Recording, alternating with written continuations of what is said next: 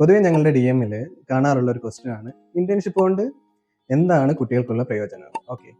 കുറേ ബയോമെഡിക്കൽ കഴിഞ്ഞ സ്റ്റുഡൻസ് ഇതേ സെയിം ക്വസ്റ്റ്യനുമായിട്ട് ഞങ്ങളെ എപ്പോഴും അപ്രോച്ച് ചെയ്യാറുണ്ട്. സെമസ്റ്റർ ഹോളിഡേയ്സ് അങ്ങനെയുള്ള കാര്യങ്ങൾ വരുന്ന ടൈമിൽ ഇവർക്ക് ഇന്റേൺഷിപ്പിന് പോവാം. ഇവർക്ക് ഹോസ്പിറ്റലിൽ വേണമെങ്കിൽ പോവാം, അല്ലെങ്കിൽ കമ്പനി ബേസ്ഡ് ചെയ്തിട്ട് വേണമെങ്കിലും പോവാം. നിങ്ങളൊരു ഹോസ്പിറ്റലിനെ അപ്രോച്ച് ചെയ്യുമ്പോൾ അതൊരു കേജ്ഡ് സെറ്റപ്പ് സിസ്റ്റമാണ്. നിങ്ങൾ അവിടെ പോകുന്നു, അവിടെ എന്താണോ ഉള്ളത് അത് മാത്രമേ നിങ്ങൾക്ക് മനസ്സിലാക്കാൻ കഴിയത്തുള്ളൂ. നിങ്ങളൊരു കമ്പനീനെയാണ് ഫോക്കസ് ചെയ്ത് പോകുന്നതെന്നുണ്ടെങ്കിൽ ആ കമ്പനി കുറേ സ്റ്റാഫും കാര്യങ്ങളും വെച്ചിട്ട് റൺ ചെയ്യുന്ന ഒരു ഓർഗനൈസേഷൻ ആയിരിക്കും അല്ലേ. ആ ഓർഗനൈസേഷൻ്റെ സിസ്റ്റം എങ്ങനെയാണ്, അവിടെ നമ്മൾ എങ്ങനെ പെരുമാറണം, ഇല്ലെങ്കിൽ നമ്മൾ പുതിയതായിട്ടൊരു മാർക്കറ്റിനെ എങ്ങനെ ഫേസ് ചെയ്യണം, അങ്ങനെയുള്ള കുറേ കാര്യങ്ങൾ നിങ്ങളെ പഠിപ്പിക്കാൻ വേണ്ടിയിട്ടാണ് കമ്പനീസ് ഉള്ളത്. ഓക്കെ.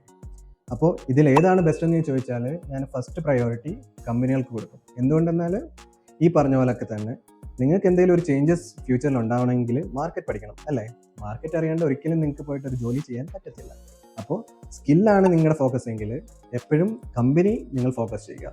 അതല്ല നിങ്ങൾക്ക് റെസ്യൂമിൽ ഒരു വെയിറ്റ് കൊടുക്കാനാണ് ഈ ഇന്റേൺഷിപ്പ് എങ്കിൽ നിങ്ങൾക്ക് ഹോസ്പിറ്റലിനെ ഡിപ്പെൻഡ് ചെയ്യാം. നിങ്ങളൊരു ഫീൽഡിൽ പോകുന്ന ഒരാളാണ്, അങ്ങനെയെങ്കിൽ നിങ്ങൾക്കുള്ള ഗുണം എന്താണെന്ന് വെച്ചാൽ നിങ്ങൾ പുതിയ പുതിയ ആൾക്കാരെ കാണുന്നു, പുതിയ പുതിയ കാര്യങ്ങൾ പഠിക്കുന്നു, പിന്നെ ഒരു ഹൈ പ്രൊഫൈലായിട്ടുള്ള ആൾക്കാരായിരിക്കും ഫീൽഡിൽ ഉണ്ടാവുക. അപ്പോൾ നിങ്ങളും കുറച്ച് ഇമ്പ്രൂവ് ആവും. അതാണ് മെയിൻ ഇതിൻ്റെ ഉദ്ദേശം. അപ്പോൾ ഇന്റേൺഷിപ്പ് വേണമെന്നൊരു ചോദ്യം നിങ്ങളുടെ മൈൻഡിൽ ഇനി വേണ്ട. ഇന്റേൺഷിപ്പ് എന്താണേലും കമ്പൽസറി നിങ്ങൾ പോയിരിക്കും.